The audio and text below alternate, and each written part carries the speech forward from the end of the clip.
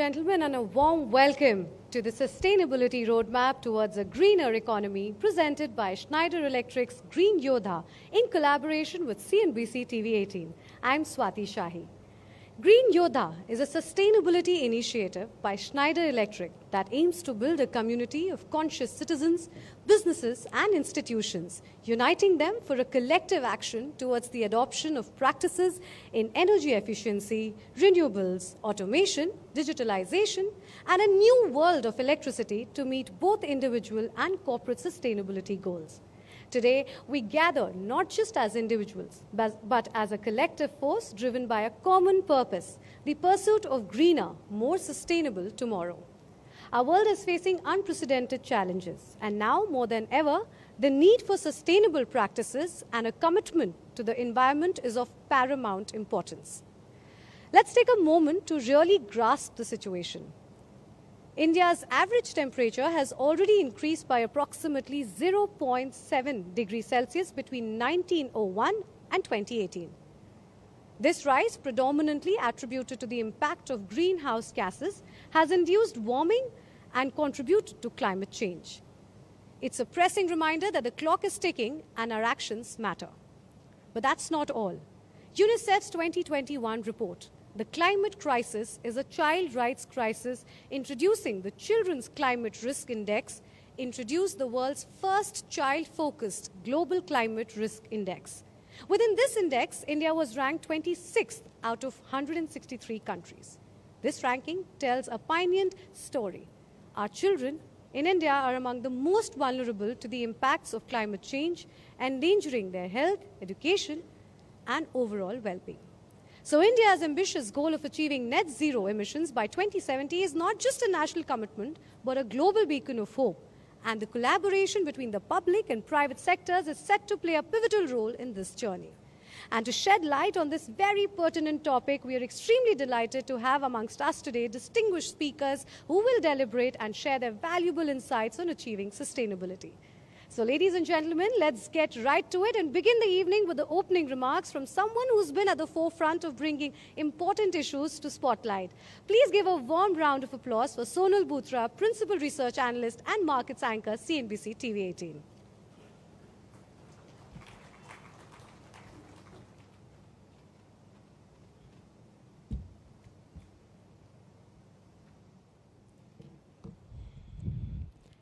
Good evening, everyone, and welcome to this special event. CNBC TV 18 and Schneider Electric are pleased to present Green Yodha Initiative, the sustainability roadmap towards a greener economy.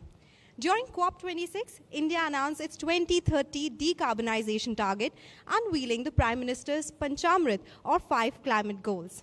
India is now committed to reducing the emissions intensity of its GDP by 45%, achieving 50% cumulative electric power installed capacity from non-fossil fuel-based energy sources, and reaching 500 gigawatt of renewable energy capacity by 2030. Looking ahead to COP28 this year in December, India has shifted its focus to clean energy transition and increased climate finance within the G20. The Indian government and regulators are actively working on regulations to ensure companies reduce carbon emissions across their operations. SEBI, in fact, has implemented a regulatory framework for value chain ESG disclosures for listed entities as well. The introduction of the Carbon Credit Trading Scheme through the Energy Conservation Amendment Bill 2022 is a significant step toward creating a carbon trading framework. The carbon trading scheme encourages companies to adopt clean energy technology and transition to low carbon processes as well. The government is also progressing with the Green Credits program. These initiatives align with global efforts. The recently introduced Carbon Border Adjustment Mechanism, for example, places a price on embedded carbon emissions in goods imported into Europe. The tightening of environmental regulations worldwide makes it imperative for industries, both large and small, to prioritize reducing emissions throughout their operations. It's not just about avoiding penalties. Consider the record high temperatures, heat waves, unseasonal rainfall, landslides, and heavy flooding that have resulted in losses amounting to thousands of crores just a few weeks ago. The economic and humanitarian losses are staggering. Climate change leads to loss of lives, damage to property, disruption in manufacturing, supply chains, and the ability to spend. Hence, it is crucial for the government and industry to collaborate on a sustainability roadmap. We are confident that we have an exceptional panel to discuss this with us, and we would like to extend our gratitude to Schneider Electric for partnering with us. Thank you everyone for joining us today, and have a great evening.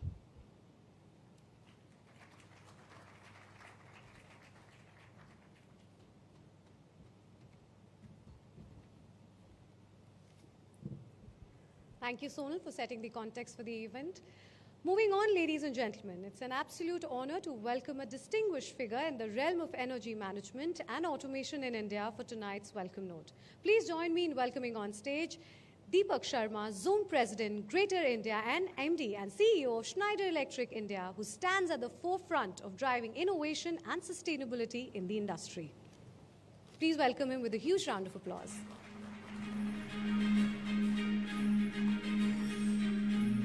Everyone. It's a privilege and an honor to share the stage today with distinguished guests to talk about what can we contribute as a company and where are the challenges as a society we are facing on.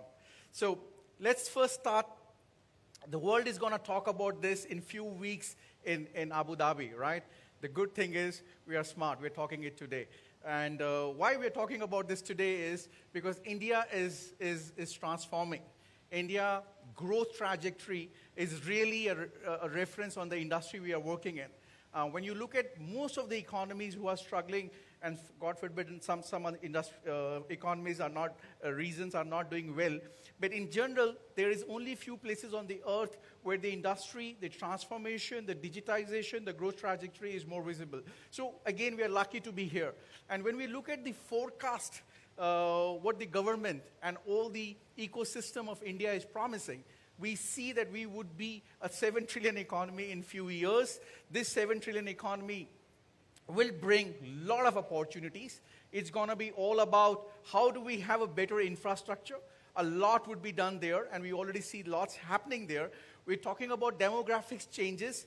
The cities are getting more crowded, but not only. We also see post-COVID that how the Tier 3, the Tier 4, the Tier 2, the rural India is also developing. We see houses being built in those cities which were not there a few years ago. So how the urbanization is happening and bringing the luxury to the big cities, but similarly how the deurbanization is bringing those needs in smaller cities.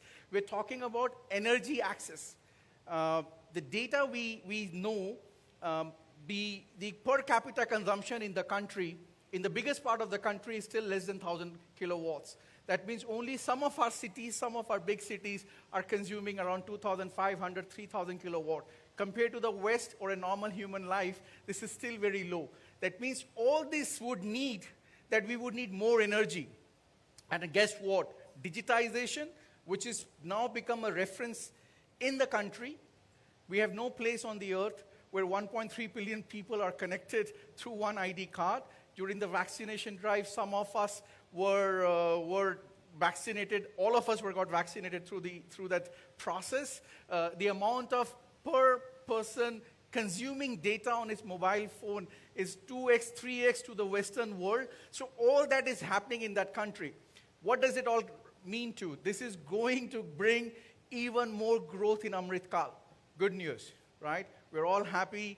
Probably more paychecks, more business, more growth, more top line, more. Should be super happy. But the problem is all this, the 6-time energy need or electricity need, the consumption of doing it right with solar or non-fossil, doing it through the smartest distribution systems still has this problem.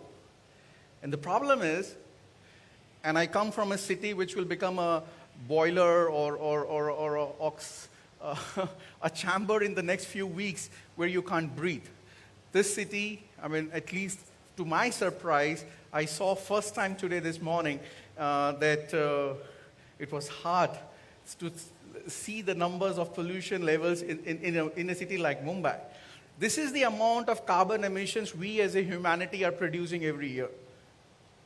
And we all talk about Earth overshoot day. This year we said, oh, we did great. We have reduced by 5 days. We have gained 5 days. But at the end, when the population is going to even grow further, and the same planet would be overly used or under resources available, this gas emissions is only growing to take us the global warming challenges. And what we are seeing today across the world, these are really visible catastrophic events across the planet, again, non-sustainable. Now, if you discount what we do globally, some of this is nurtured by us. There are, of course, green gas emissions, which we can't avoid. But there is a big part of the problem statement, which is actually generated by us. And when, of course, we can debate, it was not us, it was West, it was... But at the end, we shall stay the same planet. And we just take the data of what is the most polluted cities, some of the big cities of the world. I mean, and then you'll find that some of them, or the big cities of the world, most polluted cities are in India. So it's not about who created it. And I think we have all the responsibility, because we still have a lot of people in the country who are underprivileged to get the basics fixed. So the whole challenge is, when we build this next phase of the India, how do we ensure that we don't add more to the problem? And I mean, I'm not here to debate whose fault is this, but what I'm more focusing on here is how we can participate in ensuring that we can control it. And we come from a culture where we don't blame the Padosi. You know, it's not about who did it. It's all about how can I contribute to make the place, the society, the ecosystem better for tomorrow. And when we divide this problem, you see that the problem is on the both sides. You know, the way we are working, which means how do we generate energy, and how do we consume energy. And if I look at both the angles, the government is very bullish, so as is our industries, to create an ecosystem where we are fixing a lot on the generation side. And we see the commitments of going from 450 gigawatts to 900 gigawatts, where a big part of it will come through non-fossil. Coal will stay, but the majority will shift to non-fossil. The challenge is also on the consumer side. And here again also we have a lot of programs going on. How do we figure out an efficient process or a way of using energy so that it saves by compromising what we deliver? And the whole energy efficiency story is about this. So while we solve this equation, the problem is divided into two pieces. How do we generate and create energy, and how do we use energy? And again, data shows when you save one in a traditional grid, it's three savings, or 3 units saved at the generation level. And that's all we at Schneider Electric believe can contribute to the bigger problem by bringing technology pieces to solve this problem. Now, the beauty is these are fixable. There are solutions today available that with data shows us that we can leverage technologies to solve the demand side and the supply side. And there are ways we can do it. So all the equation of how do we build tomorrow, how do we ensure that people who are still underprivileged, who did not get the right level of quality, needs to come up at that level where each one of us have a basic human needs fulfilled, but without compromising tomorrow. And this is what I want to talk about, that we and companies like us, and this Green Yodha mission is not about showing what we do. It's all about bringing like-minded people together to say, what do we do as a human on this planet to fix these problems? And this particular picture only represents a city. We can call it a smart city, and where you will see the multiple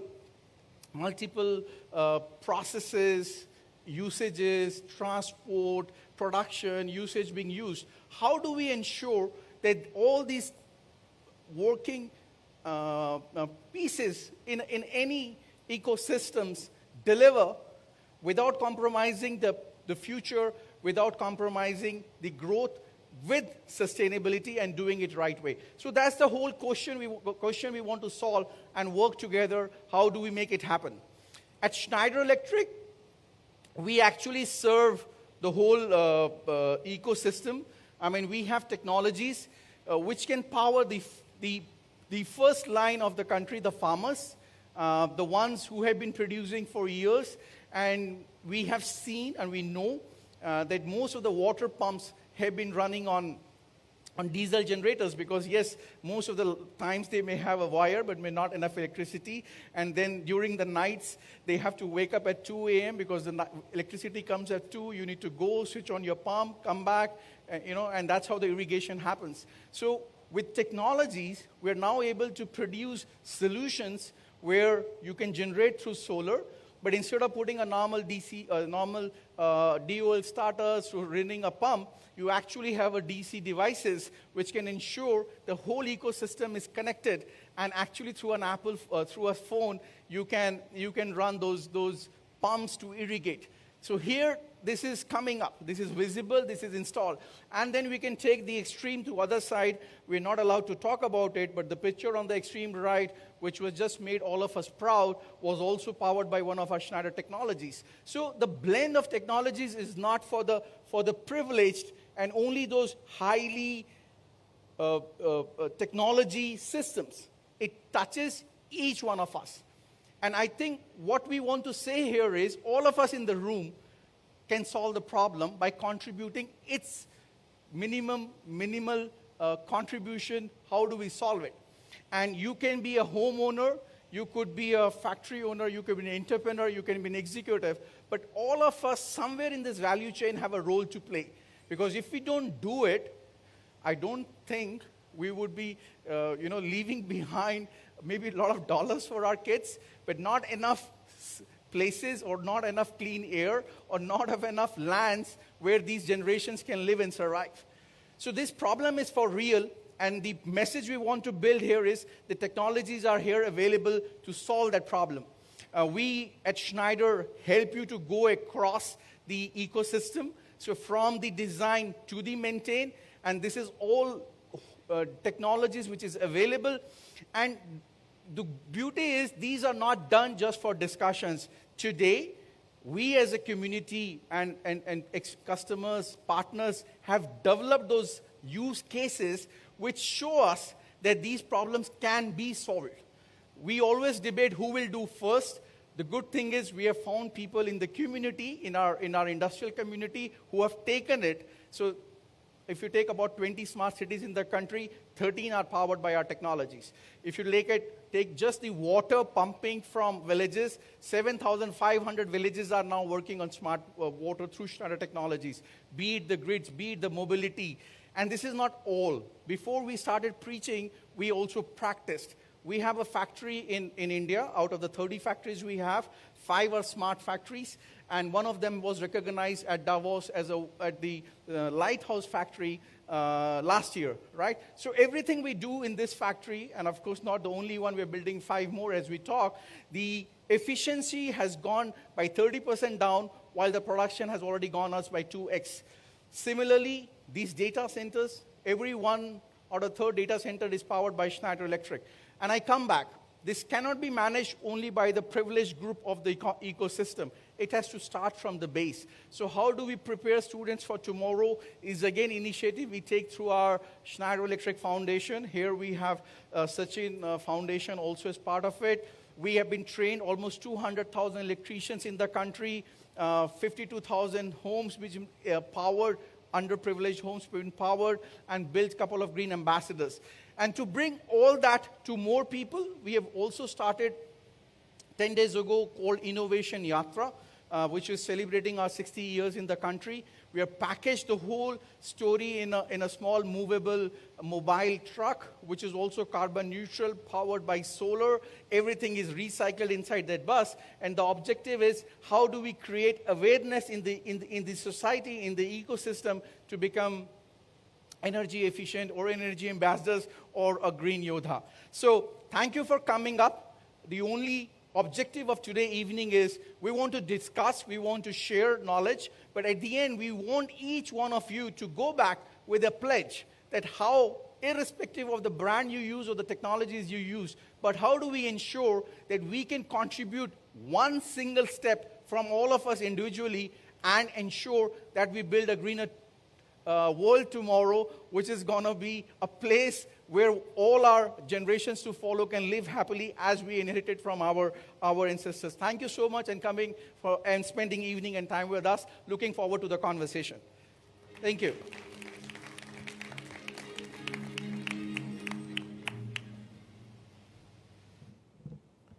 Thank you, Mr. Sharma, for those great insights. Clearly, it is imperative for each one of us to do our bit in order to attain a greener economy. Well, ladies and gentlemen, our journey to sustainability takes a critical step here as we hear from a leader who has been instrumental in driving change. He is a prominent figure in the realm of philanthropy and social impact. Serving with distinction at Tata Trust, he brings a wealth of expertise and dedication to initiatives aimed at driving positive change and transforming lives. So without further ado, I now invite on stage Siddharth Sharma, CEO, Tata Trust, to deliver the keynote address. Let's welcome him with a huge round of applause.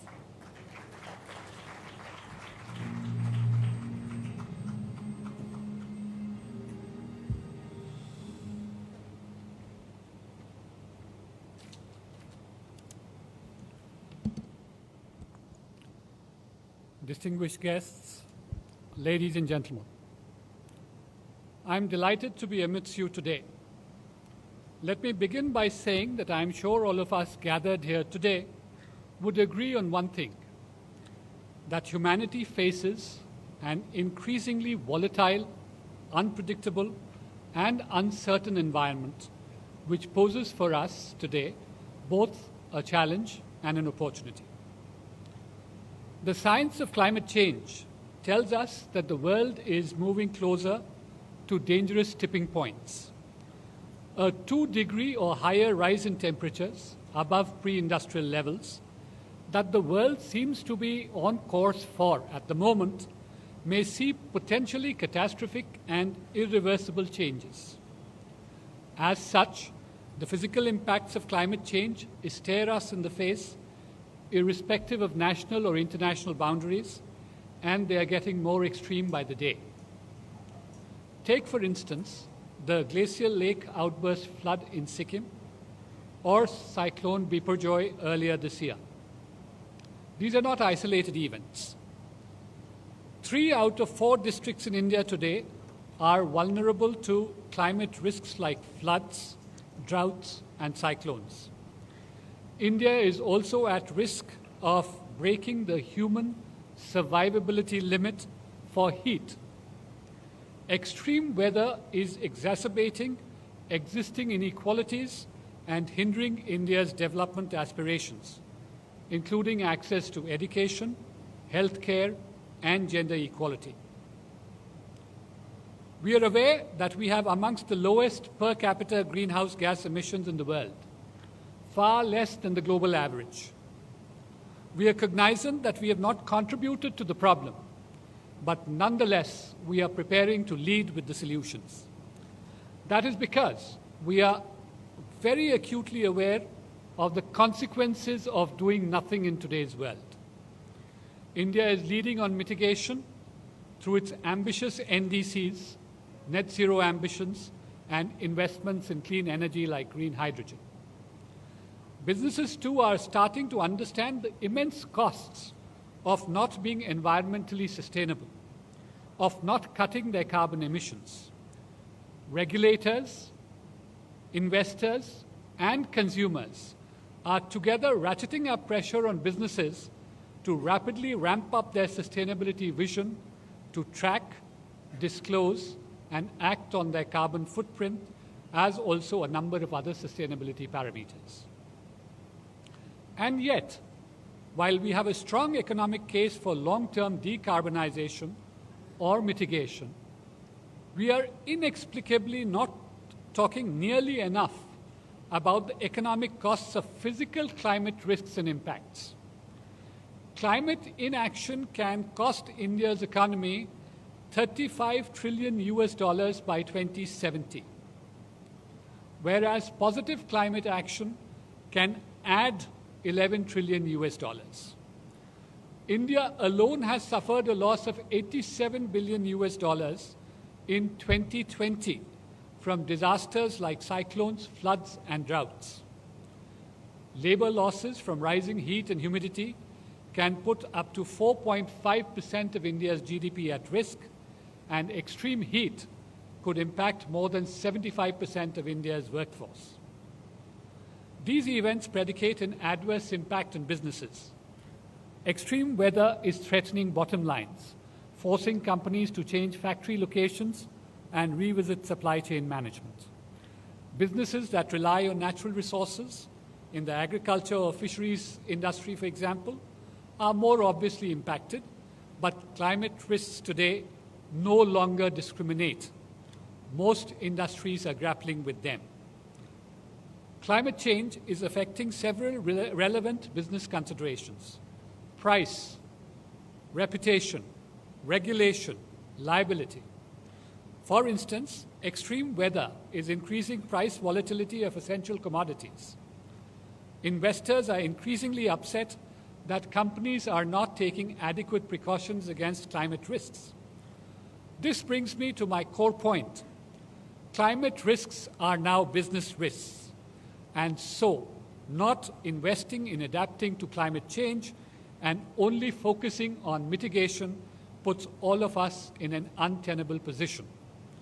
As the UN puts it, adaptation is often a blind spot in the private sector's assessment of its climate risks and liabilities. For those of us who ask what is the business case for adaptation, it is simply stated this: the opportunity today to invest to avoid future costs to both businesses and society.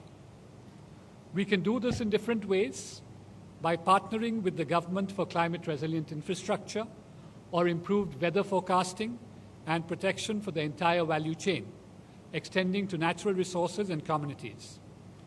When we think about the breadth and intensity of climate impacts, we understand what a good climate lens entails. Responses to climate change cannot be ad hoc. They cannot be sustainability measures that are implemented over and above business operations. They cannot be focused only on mitigation, and we cannot divorce climate responses from core business interests. We need to embed a climate lens that accounts both for mitigation and adaptation into business strategy, framing it as an opportunity, making it clear that corporate purpose today, while making businesses better, shall also embrace the planet. I speak from the weight of my experience earlier as the Group Chief Sustainability Officer of the Tata Group, and now as the Chief Executive Officer of the Tata Trusts, that sustainability across the entire ESG domain, much before this became a part of the world's lexicon, has been for us a defining value, spanning across more than 150 years of our existence. In the recent past, in 2009, we enunciated the Tata policy on climate change and went for an extensive carbon and water footprinting exercise across our major group companies. We have now committed ourselves as a group, as the Tata Group, to a net zero by 2045 aspiration, riding on the pillars of deep decarbonization, biodiversity, and circular economy. We are known to the world as the salt to software conglomerate, and some of the sectors in which we are present, power, steel, aviation, and transportation, are amongst the toughest to decarbonize. Our movement towards our ambitious net zero aspiration by 2045 shall therefore be one of immense learning and may well present a template for corporate India's own net zero playbook. Now, the question all of you may well ask is, how do we intend to walk the talk? Let me take you through the lived experiences of two of our major companies in the group. Let us start with Tata Power, and I know Praveer is here, so I may be quoting somewhat from his playbook. It has, over the past years, undergone a major transformation with sustainability as a core philosophy, at the heart of both its vision and business strategy. Its clean energy portfolio of wind and solar today stands at 38%, aiming to be 80% by 2030 and 100% before 2045. And it is planning to transform its whole thermal energy portfolio to renewables. It is also looking at support infrastructure required by consumers to enable the clean energy transition. For example, they are investing heavily in solar rooftop solutions and EV charging solutions to support the e-mobility market. This 360-degree reimagination of what leadership in the power sector means in a warming world has been great for the company's growth, but it is also terrific for India's climate story. Globally, there are loud calls for countries to switch to cleaner sources of energy, and India's NDCs reflect this as a priority. To achieve about 50% cumulative electric power from non-fossil fuel-based energy resources by 2030, amongst other things. However, the responsibility for mitigation cannot rest with the state alone, and we at the Tatas understand this. Tata Power, to give an example, is forging deep collaborations with different state governments and the central government to fuel India's climate leadership on renewable energy. They have, as an example, partnered with the Government of India and have helped install 85,000 solar pumps, enabling farmers to move away from diesel-powered pumps. DRE initiatives like these can ensure that benefits of the clean energy transition trickle down to communities that need access to quality energy for livelihoods. The second disruptor in the Tata stable I would like to speak about is Tata Motors.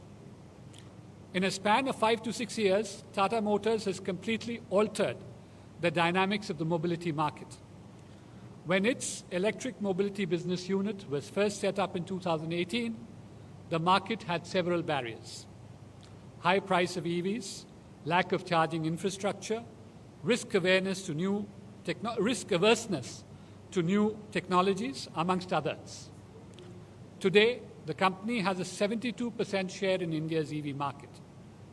It's recently launched Tata Universe, a synergistic effort by Tata Group companies like Tata Power, Tata Chemicals, TCS, etc., is an ambitious collaboration to accelerate EV adoption in India. In addition, through its urban forestry project in Pune, Tata Motors has transformed over 100 acres of barren land into lush green urban forests by planting indigenous species. It sequesters 3 lakh kilograms of carbon dioxide annually, but over time, it has also revitalized local biodiversity, reduced soil erosion by 130%, and improved livelihood opportunities for local communities.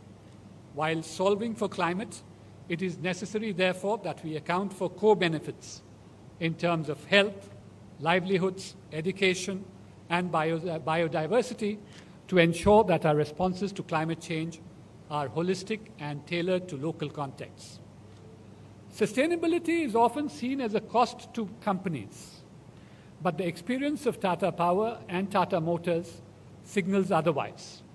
They are succeeding by placing sustainability considerations at the core of their strategy, recognizing the opportunities that a transition to a low-carbon economy presents, and capitalizing on those.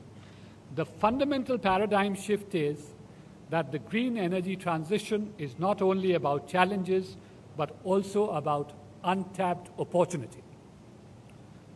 Sitting here today, we all realize that the India story is not only about rising growth rates, and ever-increasing foreign direct investment inflows, but also about significant income inequalities which have the potential to disrupt our socio-economic fabric. Economic growth, for it to be sustainable, has to be all-inclusive and all-embracing. The challenge before us is that even today, 60% of India, or 85 crore Indians, live at less than rupees 250 a day. Remember that statistic. 60% of Indians 85 crore of them live at less than 250 rupees a day. We therefore need to solve for their problems and serve those sections of society which are most underserved and also most exposed and vulnerable to the physical impacts of climate change. One big learning from our work at Tata Trusts is that in every climate solution, we must embed a strong human lens. How can those who are most affected by inequality be enabled to respond to climate change? Our work through the India Climate Collaborative, a non-profit incubated by the Tata Trusts, captures this evolving climate lens, which is rather inclusive in nature. Take the intersection of clean energy and farming livelihoods. Rising temperatures are affecting the agriculture sector, which is already extremely vulnerable. Farmers need strong cooling facilities for horticulture and dairy farming. But due to inadequate cold storage facilities on their farms, they are experiencing post-harvest losses, which reduce incomes. In fact, India has suffered immense post-harvest losses in major crops and commodities like fruits, vegetables, and livestock produce. To solve this, the India Climate Collaborative has piloted cold storage infrastructure projects in Orissa, powered by decentralized renewable energy, and this has led to a rise in farmer incomes and reduction in agricultural losses. Scaling such solutions can contribute to food security and address poverty without additional emissions and help farmers survive extreme weather conditions. With equity in mind, we also need to ask important questions. How does a climate solution improve livelihoods? How does it benefit communities most impacted by climate change in the region? How can we collaborate with civil society or enable cross-sectoral collaboration with business, philanthropy, academia, government to frame holistic solutions for India's most vulnerable? This human lens must guide our attempts to create a new kind of green economy. In today's scenario, India has an opportunity to provide authentic and compassionate leadership from the global south. Climate change affects people unequally, and in a country like India, we need leadership at all levels that can continuously reflect on how to be as inclusive and equitable as possible. The Honorable Prime Minister has demonstrated India's intent and willingness to walk the tough road ahead by committing to the nation to a net zero by 2070 goal. As I mentioned earlier, climate change is not a problem we created, but it is a problem we are committed to solving. India's climate responses will have major global repercussions. Our challenge of developing while decarbonizing is shared by other emerging economies. India's climate ambition is already shaping G20 narratives, including the Green Development Pact, and we are well positioned to emerge as a leading voice for the Global South at COP28 in December this year. Estimates show that we need approximately US $170 billion per year of green finance to meet our NDCs, but we are still at a fourth of this amount. We are also in need of low-cost carbon technologies tailored to India's needs. Global climate conversations have not focused sufficiently on adaptation finance, and although we had a significant breakthrough with the establishment of a loss and damage fund at COP27 in Egypt, we have a long way to go before the promised funds materialize. So, while we wait for developed countries to deliver on promised climate finance and technology, we must look towards our own, including many of us sitting in this room and listening in today. We need diverse voices at COP28, which can spotlight our mitigation and adaptation needs, can share crucial lessons from extraordinary climate innovations and collaborations in India, can build relationships with other global South economies. By bringing Indian leadership to the global climate conversation, we can rewrite India's climate story to one of opportunity and self-reliance. It is not just about what we are obligated to do as a developing country, but how, given our complex challenges, we can reimagine, re-innovate, and push the limits of what the world had previously thought possible, and emerge as a climate leader globally to the benefit of all of humanity and the planet. If a country like India, with a huge population of 1.4 billion, high emissions, and several yet to be fulfilled development aspirations, can succeed, and we will succeed, this will be a game changer for other emerging economies. It shall offer a new template for development where other countries in the global south can undergo successful industrial transitions where they can find cost-effective ways of adapting to climate impacts. We today, ladies and gentlemen, have an opportunity to set new benchmarks for the world.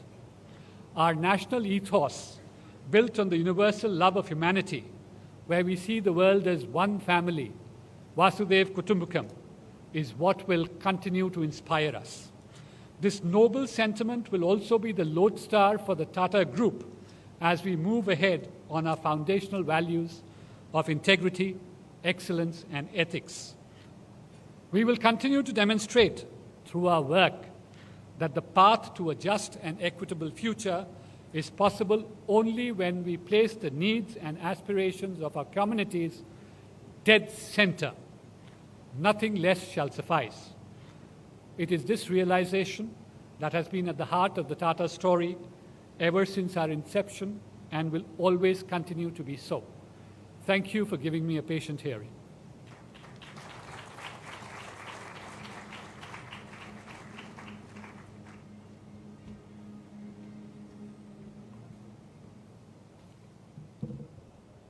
Thank you, Mr. Sharma, for sharing your insights.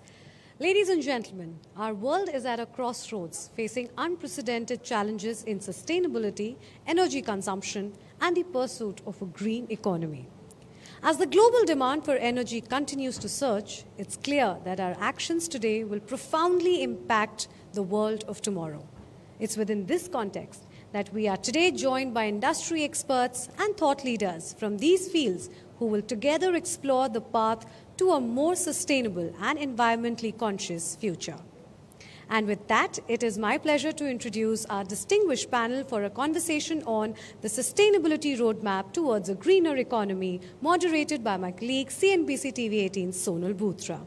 Please join me in welcoming her and our esteemed panelists on stage. Deepak Sharma, Zone President, Greater India, MD and CEO, Schneider Electric India. Dr. Praveer Sinha, MD and CEO, Tata Power Company Limited. Parag V. Chepe, Chief Engineering Officer and Executive Director Engineering, Tyson Group Industrial Solutions India Private Limited. Santosh Iyer, MD and CEO, Mercedes-Benz India. And Vinod Kumar, Jawar COO, Digital Edge DC Private Limited. A huge round of applause once again for our speakers and our moderator. Over to you, Sonu.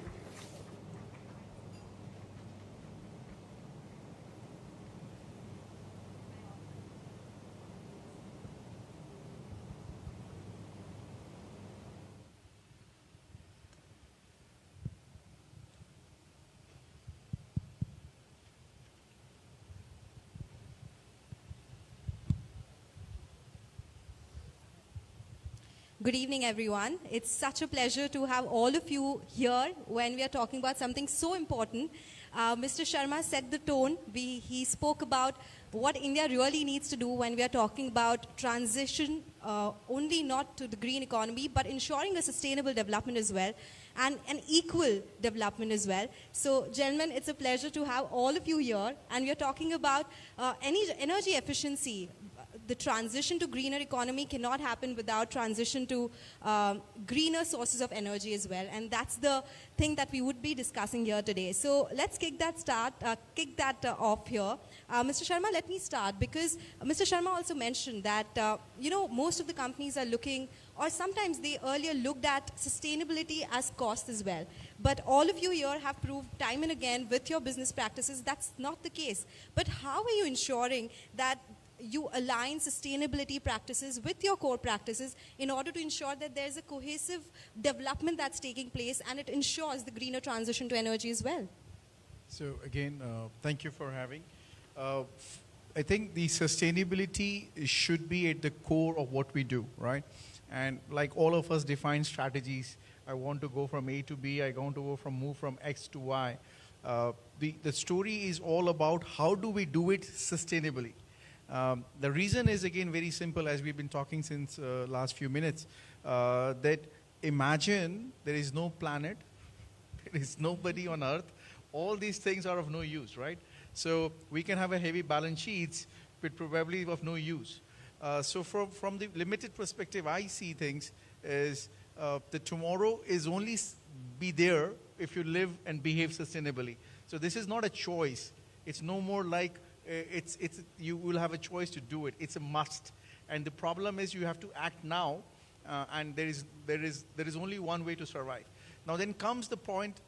Is it affordable? Is it gonna be paying itself? Is it gonna be affecting my balance sheet? As Mr. Sharma said earlier, with the two examples at the Tata Group, that the two examples they executed actually has not compromised the balance sheet, but has actually developed a better efficiency. And what we see in our own company, that a smart factory, which is the way we digitized our own asset, and when we see the output of those factories, we are actually delivering more by consuming less. So it's not about that how do we compromise, how do we fund, and how do we make the futures more secure only by investing more. Actually, this is the ROIs, the returns, the investments, the strategies are helping us to do better while using less. And again, I think this is not a discussion only about P&L and our profits. It's all about how do we ensure that the planet is greener and safer tomorrow while we do our pieces of contributing and developing the country or the world or the ecosystem. Take care of smaller things, the bigger things will fall in place, right? That's exactly what all of you are doing here. Mr. Sinha, let me take that forward because there's a lot happening in the power space and we've been seeing a lot of developments. How is that happening at Tata Power to ensure lower carbon emissions in your supply chain and to ensure that the renewable side that we are talking about is faster, the targets that we have put out in place is faster, and how is Tata Power contributing to that? Good evening to everyone, and first of all, thank you to Deepak, Schneider Electric for the initiative, the Green Yodha, and I think all of you have now become a part of the Green Yodha movement, and also to CNBC. In fact, last year we ran a campaign with CNBC, Sustainable is Attainable. We ran a full one-year program, and I would like to thank CNBC TV 18 also.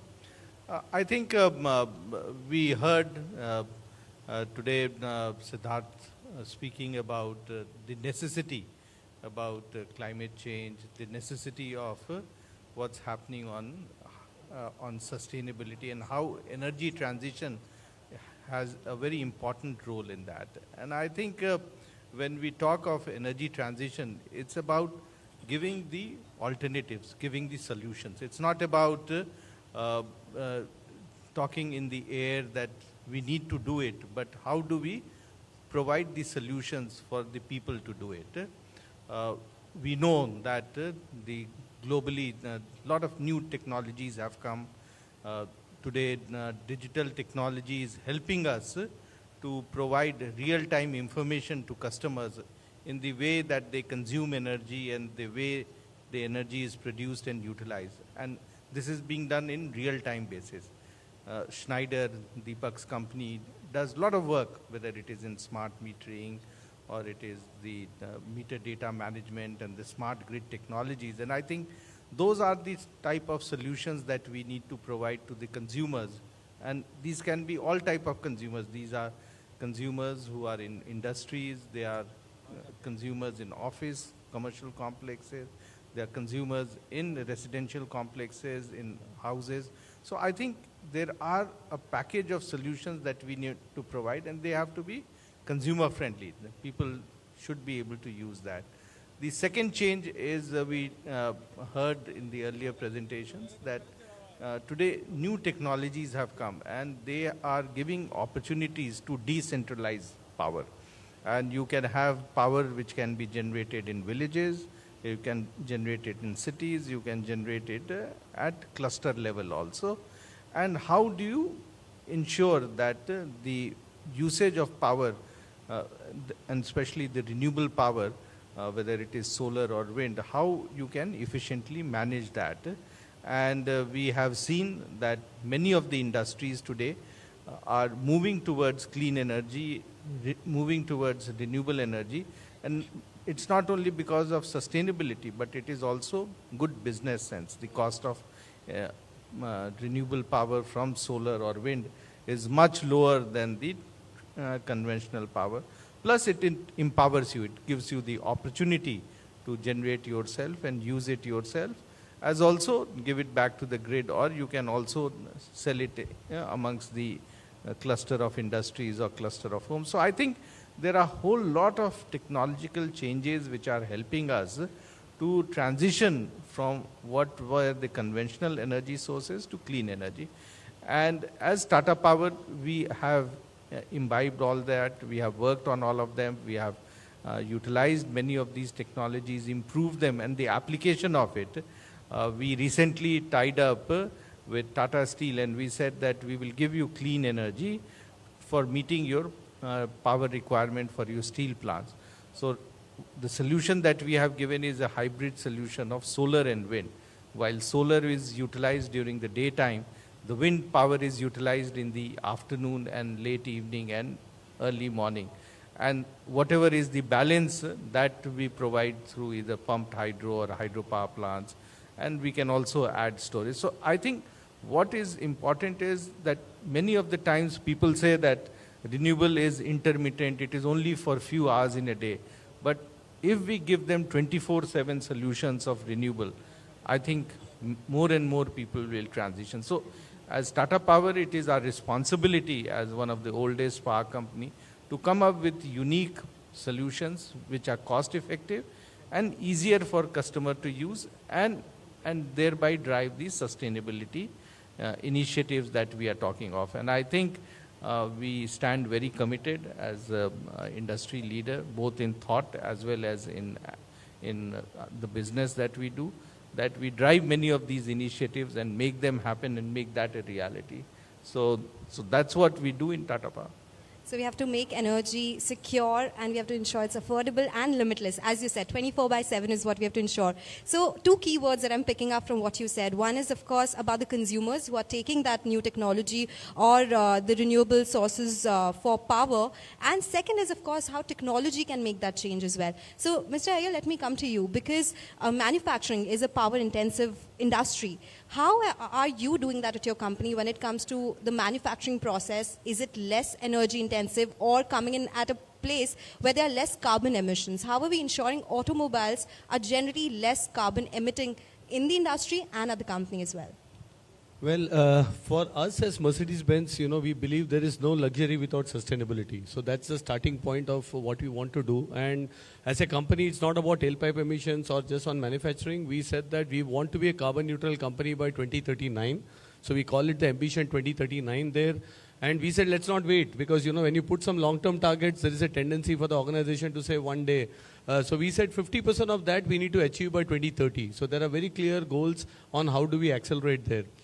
Coming to cars as well, we said that by 2030 we will also go all electric wherever markets allow. So we will be ready, and we will also be fully electric and shift, because as the inventor of automobile, 138 years back, we feel responsible on this development as part of the stakeholders, and we said we need to take the lead and leap of faith, and we cannot wait. So we need to drive this.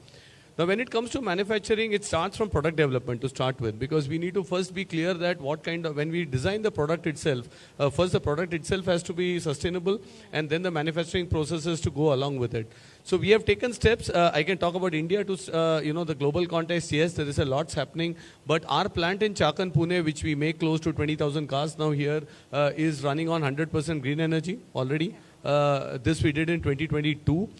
In the next couple of years, also there are a lot of processes. So year on year, we are cutting down power consumption by 17%, water by 10%. So it's not only the focus on energy, but also on all the other resources. And I am proud to say we have the largest variety of flora and fauna within our plant, actually. And we are actually looking a lot into this topic. But I think, and thanks to CNBC, Schneider now for these kind of conversations, what we feel in the Indian context is the sensitivity on this topic is still not there. When you talk to our, to our ecosystem, and this includes our, for example, we are now working with our dealer partners to also make them sustainable, and 1/3 of them this year will run on green energy. And we said in 3 years, let's shift all of them to sustainable power consumption. Similarly to our suppliers, and for all of them, they see this as on top cost. And then we have to start explaining to them the earth balance sheet. What have you taken and what are you going to give it back? It's a higher order statement, and then it has to be more personal. And I think it was rightly explained in the keynote. It is for the society, for us, not for the shareholders to start with. And that's, I think, is a tougher journey. And that's what we also face when we talk to customers now transitioning to EVs, because they all want, I get a lot of customers saying, Santosh, my next car is an EV. And then I ask them, why not today? And then they have the list of issues why it can't happen. So there is a pain, be it manufacturing, to shift to a more sustainable practices, be it in automotive, driving a car. But I think it's a pain, and we believe that it's a pain which is not as difficult for the larger cause. So a lot of effort goes into also education within our shop floors, for example, to also the stakeholder community as such on how can we run these sustainable practices. But as I said, coming back to manufacturing, usage of materials, we are already working on green steel. So by 2025, all cars from to be made from green steel. So looking renewable, I can say our EQS right now is with made from recycled plastic, made from, I would say, fishing nets that we have used for seats in the car. So a lot of research on materials, a lot of research on circularity, because the one other tag that on EVs that we get is the battery and the issue of these materials used, all rare earth materials. And we have now achieved 96% circularity of those materials in batteries. So just to give a couple of examples, I can keep going on. But as I said, fully committed to a carbon neutral goal by 2039. Okay, so there are targets in place, and about getting the next vehicle, electric vehicle, we are having panel discussions like this, so people move to renewable sources of energy, move to greener sources of automobile or mobility as well, and use greener sources everywhere that's possible. Let me come to you, sir, because we've been talking about technology, we've been talking about design, because design also plays a very important role when it comes to transition. How do you see the increase of sustainable designs which are in place? How can a company like yourself contribute to changing design so that there's sustainable consumption? Good evening from my side, and first congratulations to Schneider Electric as well as CNBC TV18 for having this great initiative. I understand this is the second edition of this kind of panel discussion which is happening, so great initiative. Also thank you for inviting me to be part of this initiative. So sustainability, and talking about it, there is a long journey, I think, ahead of us. The journey has just started. When I talk about ThyssenKrupp, the company which I belong, we have a target of being climate neutral by 2050. We also have an ambitious goal by 2030 to reach up to a certain stage. The efforts of ThyssenKrupp are acknowledged by having a sustainable, and for the 7th year in a row, a CDP A rating, which is there in 22 for us. So the efforts are acknowledged also by the industry. We in ThyssenKrupp have now engaged ourselves into formation of a new business segment called decarbon technologies. And in this decarbon technologies, we have brought the businesses which are from Ude, the company which is engaged in the chemical plant building. Chemical plant building is a business which is not, from the point of view of very environmental friendly. Second business is of Nucera, which is mainly the electrolysis plant business. And this is a very good contributor to the sustainability with the green hydrogen production. Then we have the business from ThyssenKrupp Rothe RD. also a big contributor into the sustainability by means of providing components for the windmills, for the solar power plants. And the fourth one is cement business. You may wonder, cement actually that way also business which will leave big footprint for CO2. But here also we have some innovative solutions to reduce the carbon footprint which is happening. So idea is not just to be part of this journey, but to be establishing the technological leadership by means of our designs, by means of our technologies, and contribute in this way. Just to tell a few things what we are doing in ThyssenKrupp Nucera, other than the electrolysis technologies which we have for caustic soda, HCl electrolysis and so on, we have technology for green hydrogen based on the alkaline water electrolysis. And this technology we are creating solutions which are modularized, a 20 megawatt module, which is a high current density module with a low footprint. So it takes care of also reducing the requirement of space. These are all highly prefabricated modules which can be easily transported, assembled and scaled into few hundred megawatts or even gigawatt of electricity consumption, green electricity consumption converting into hydrogen. Now as we talk about the technology, it is not just the technology and designs developed, but we already are building a plant of 2 gigawatt, one of the biggest green hydrogen plants in the world, which is coming up in NEOM in Saudi Arabia. Other than this, we are building plants in Europe and US, which are also in a 3-digit megawatt capacity. So good journey which has been traveled by us to decarbonize, let us say, the energy production. The second business which is of Ude, and as I said, chemical business, highly polluting that way. But here we have technologies other than the other technology which are conventional, technologies in the area of blue ammonia generation, green ammonia generation, which are again very important milestones or the parameters to go in transportation of this green energy. We have technologies for e-methanol production, biomass gasification, which will produce sustainable fuel from the biomass gasification. And as we grow and develop and travel this journey, one most important thing is that this green energy is going to be produced at a place where it is geographically and economically feasible. Not everywhere probably it is economical to produce this. And then the big challenge is, how do you transport this green energy produced to all the other places where it is still needed? So there the transportation of energy by means of transforming into green hydrogen is one area where Nucera, as I said, we are contributing. Hydrogen is not an easy molecule to transport over long distances. With the liquefaction or the pressurization, it's difficult. So other products, for example, green ammonia, transforming hydrogen into green ammonia, then it is relatively easy to transport across the distances, across the countries and oceans. And this ammonia transportation had been practiced worldwide. There are ships which are ferrying ammonia in millions of tons over the years everywhere. So we are contributing there by means of green ammonia technology. Also, when you get ammonia to the place of use, you need to crack back to get into hydrogen. So we are into the ammonia cracking technology where you can generate this hydrogen and which can be used for fueling the cars, which can be used in the steel industry, in the fertilizer industry, and so on. So we are traveling this journey by means of producing green hydrogen, by means of producing ammonia for transportation, cracking it back, and putting it into use. Then at the ThyssenKrupp Rothjärde, we are producing the bearings which are required in the windmills, the gearbox bearing, the tower bearings, and these bearings contribute in a big way for generation of the wind electricity, which is basically green. We also have products in that segment which are catering to the solar plant business. Lastly, coming to the cement, a very difficult industry from the point of view of CO2 footprint, and there we have products where we can selectively capture the CO2 and separate it for its use or for sequestration. Because the CO2 is generated with the burning of lime in a cement industry and can be highly polluting.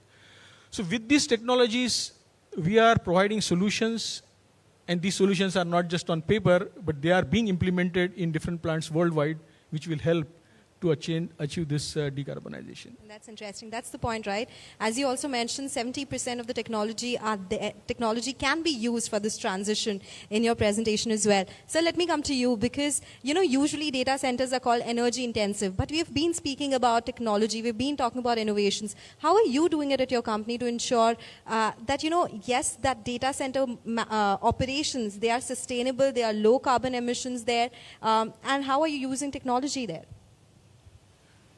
Hello, good evening. Let me first do the customary thank you. Thank you, Deepak. Thank you, Sonali, right, and CNBC. It's great to be here, genuinely, on that. So let me address your question on innovation and automations and technology.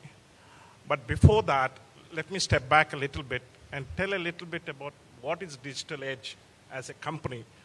We have got eminent people from Mercedes, Tatas, and all, so they're all well known to us. But what is Digital Edge? It's relatively a new company. We are about 4 years old, but we are in the data center space. The uniqueness about what we are is all our founders have been in the data center business for decades, and they've come into this venture. So we got the management which understands the data center from the core. They understand the challenges. They know how the data center market is going forward, what the future looks like for that. With that in mind, we got some 3 basic principles in which we have been running. We want to take this business forward. One is the ESG principles, which are very dear to us, both to us as well as to our investors.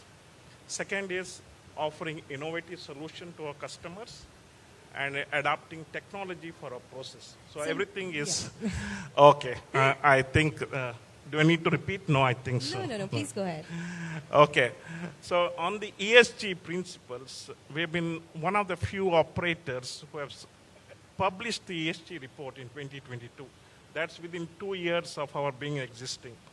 That's really unique to the market because when you publish a report, you are committing so much things in that. And similarly, we are voluntarily signatory to SBTI. That's the forum-based science-based target initiative, where you probably need to publish your targets, scope 1, scope 2, and declare your commitments. These are also very, it requires that kind of management backing and commitment to go ahead and publish that. Having said that, let me come back to innovations and technology. Let me first take up innovations. In data centers, there are a lot of servers which consumes a huge amount of power. And when they consume power, they generate heat.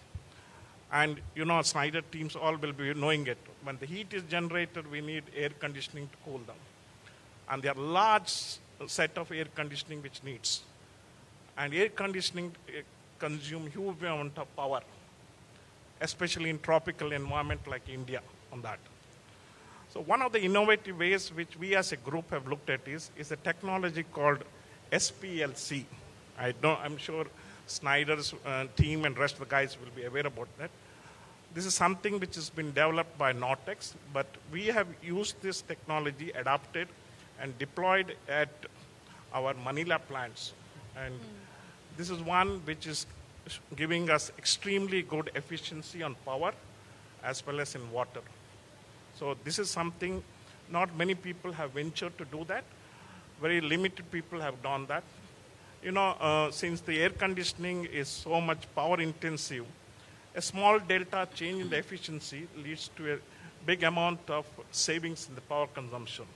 So this is something which we have done in Manila, and it's been in operation in the last 6-7 years. And some of you who understand this, it is giving a PUE as close as 1.17. That's the level of efficiency this technology is giving. And we believe this technology can be adapted to other markets, and there's something in India we like to look at it on that. That's one which, from a data center and from the digital edge perspective, we're doing. In terms of the technology adaptations, we are going to adopt the automation to an extent that we're going to bring in efficiencies. And we got many players, include Deepak's company, to offer all those technologies for us. And we believe any amount of efficiency, both in terms of operational efficiencies, tracking on the real-time basis the parameters which requires us to take the decisions, and helping us to monitor the operating parameters are very essential to bring in the efficiency. And this technology going forward, we believe is something which will be easily integrated into an AI requirement where it will be far more predictable, useful for us to run an efficient data center on that. These are the two on technology.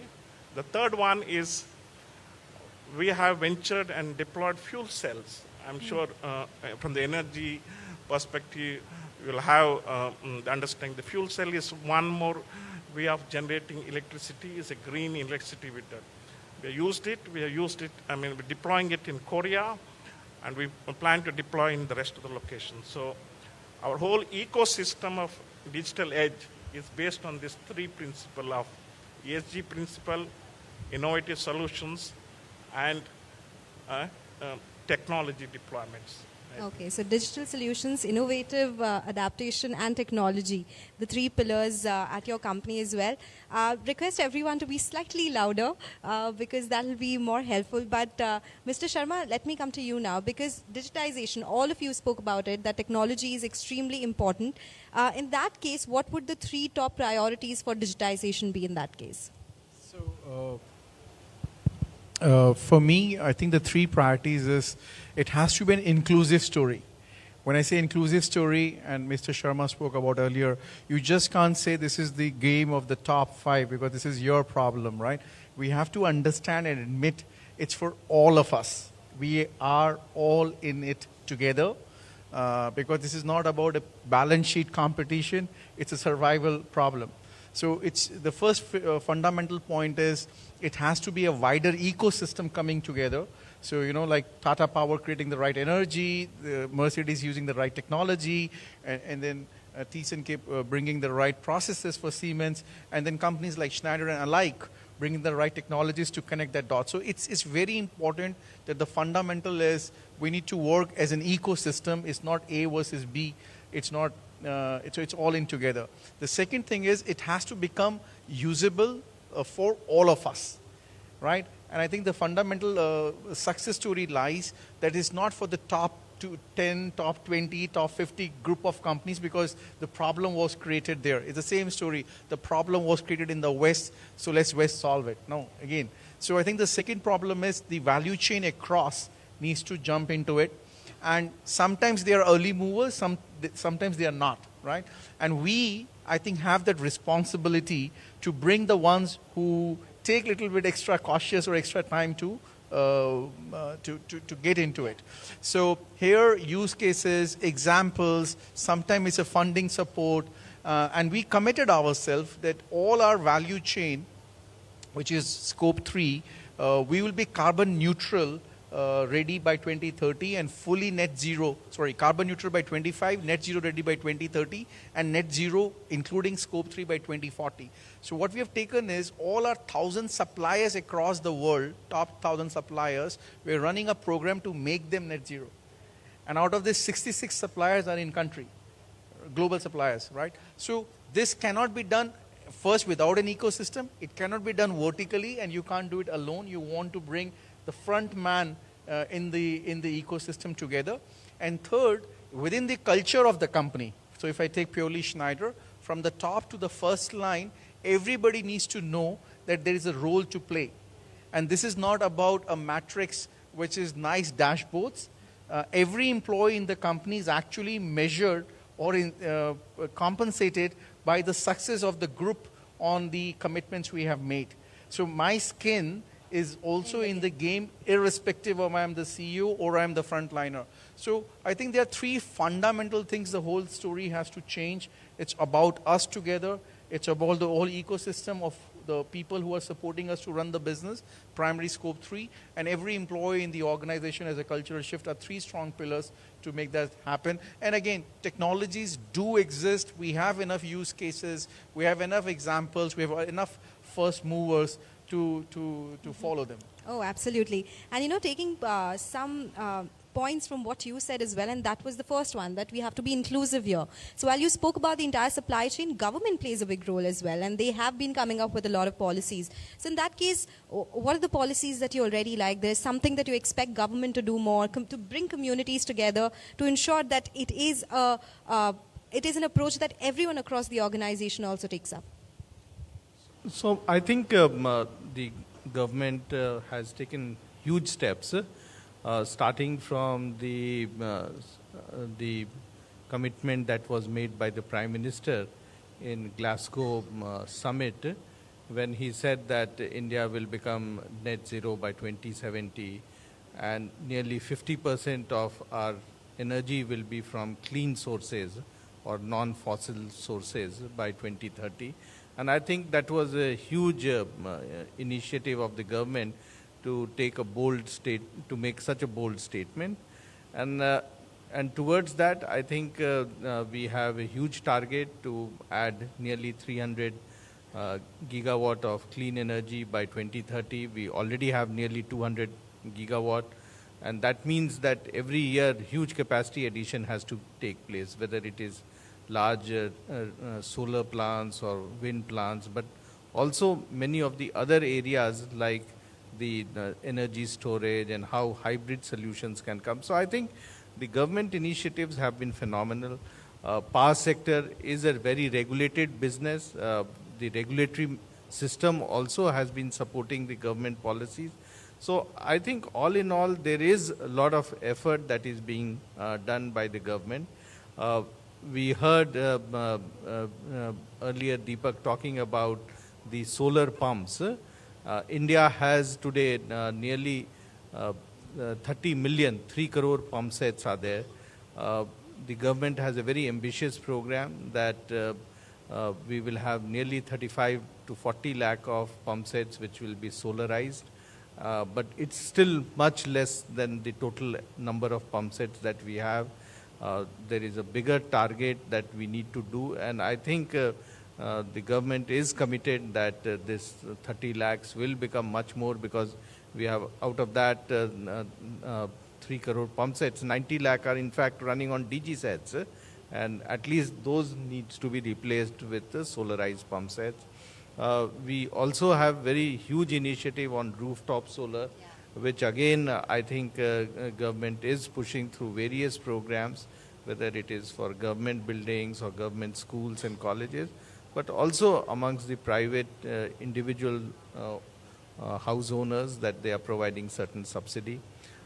We have also a very unique program in the country where universal access of energy is there, and how do we remove energy poverty, and some of the microgrid initiatives that have been taken, so that many of the far-flung villages that we have in the country, how do we provide them access to electricity and make them self-sustainable, and also create the micro-enterprise over there. So I think there is a lot of support that is coming from the government, and I would say that this is one of the few areas where everyone is on the same side. It is not the industry versus the government, or anyone talking about the other stakeholders. Everyone is talking about how they can contribute, whether it is the lenders, the banks, the government, the regulatory system, and the industry, which are all thinking that this is a huge paradigm shift that is taking place. And everyone has to become the green Yodha if we have to save the planet. So I think there is no doubt in anyone's mind, the writing is very clear on the wall, that we need to change, very fast. And this has to take care of everyone in the community. It cannot be just people in cities or in villages or industry or in commercial establishment. Everyone has to participate in this transformation. It's about collaboration, not competition, right? So we have to collaborate for that. Unfortunately, we don't have much time left, so I have to come to the three panelists. And, Mr. Iyer, it's all about the consumer at the end of the day. We are doing all of it for the consumer. The companies are manufacturing for the consumers. As a luxury car maker, how are you ensuring that there is sustainable practice when it comes to a consumer, when it comes to consumption, and they ensure that they look at green mobility? Well, I think there's a lot of work to be done on the awareness side. And here, when you talk about green mobility and to be specific on EVs, it's our responsibility to educate. I think the government here has done its bit. As Mr. Sharma said, India as a country, 60% of them have daily wages of $250. So I think the government sector is very clear on its priority. They have done a lot in terms of giving GST benefit, depreciation benefit, in terms of money now. But I think the shift is more of a mindset shift to electrification. As I said, it needs a bit of effort from the consumer to find a charging station. Maybe it's not as easy. Maybe to overcome the anxiety. And unfortunately, our entire memory is based on mobile phones when it comes to EVs. So we feel that the charge won't last. The life of a battery is not there. Maybe it degrades faster, and then what do you do with it? Whereas in cars, it's completely different. There is recyclability of the battery. There is lives there. Charging is available. And this, I think Tata Power would be better to comment here, but I keep saying that we have 60,000 fuel pumps and we have already 6,000 odd charging stations. So it's not bad. For excuses we can always have. But yes, it needs definitely, they have to be reliable. We need fast chargers. But if we don't take the step, and if there is, I think the Indian private sector and startup ecosystem is very strong. So as the cars come in, these charging infrastructure will catch up. What we are doing is, again, for chauffeur training, owner training, giving them cars on extended drives, giving them this entire, getting them this awareness and their responsibility to the society.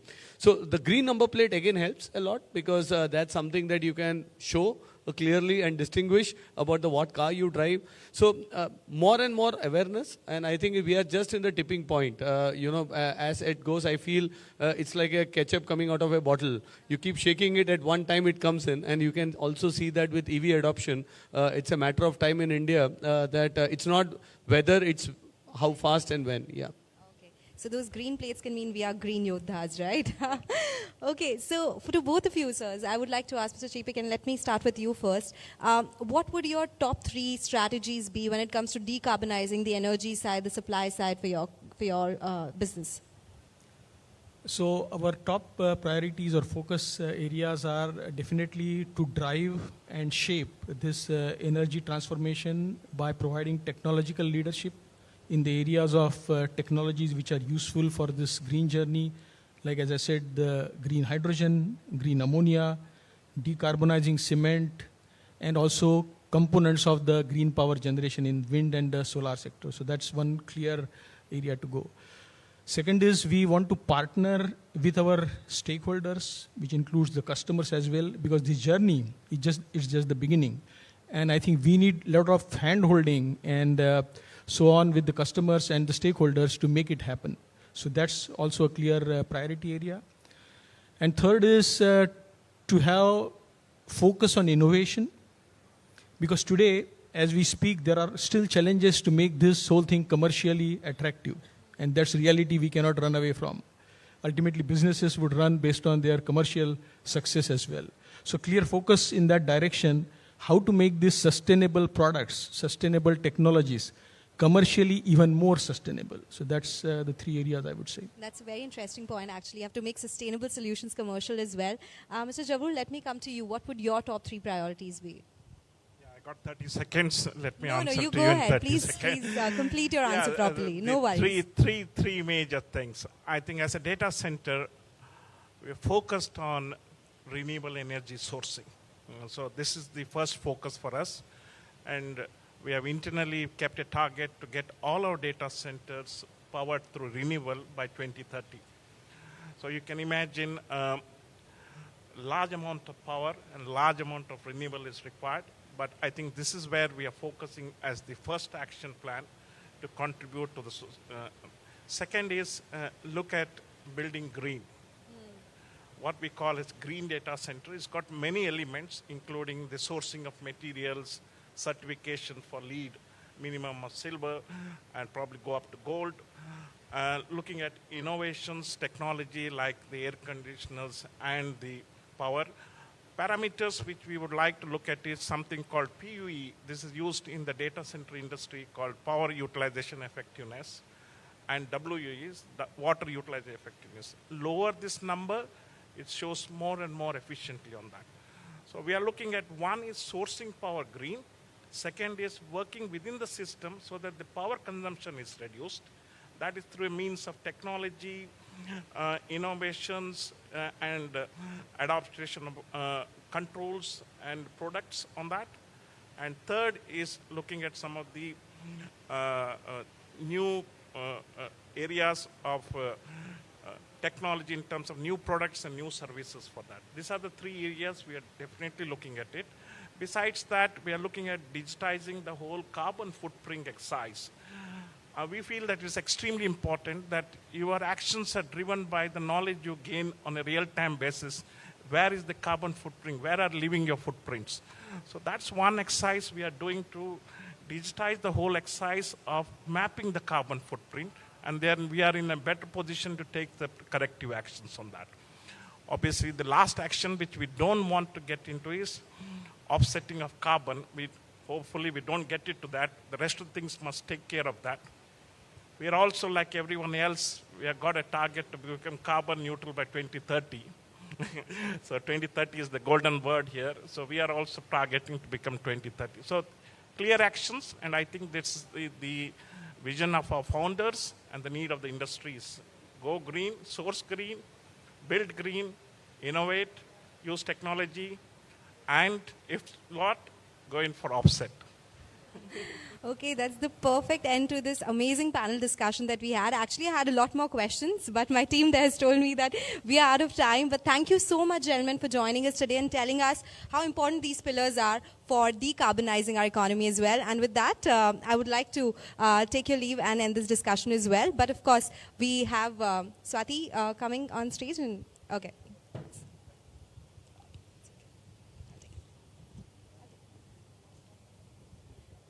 I would request all of you to be here. Yeah, I would request all of you to be here for a bit. Yes.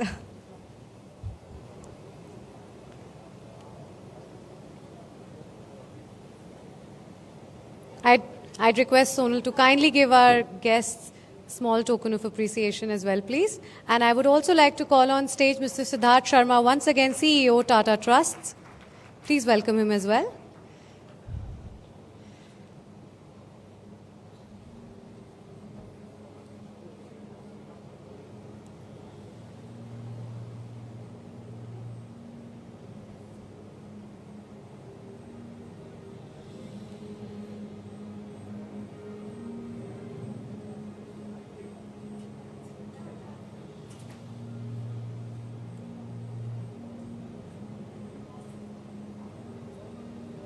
I'd request everyone to please continue your applauses.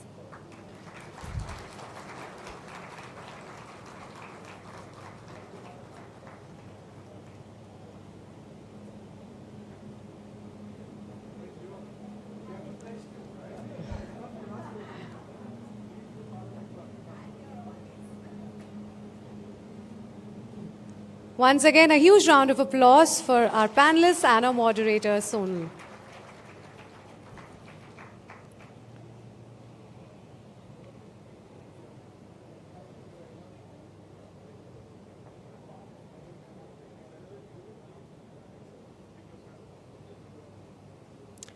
And with that, ladies and gentlemen, we approach the end of this remarkable event, and I'd like to extend our heartfelt appreciation to our distinguished speakers, panelists, and our engaged audience for joining us this evening. It's through collective efforts and discussions like these that we pave the way for a greener and more sustainable future. Let's keep in mind that the journey towards sustainability is an ongoing process where every small step counts. Thank you all for your presence. Please do join us for dinner.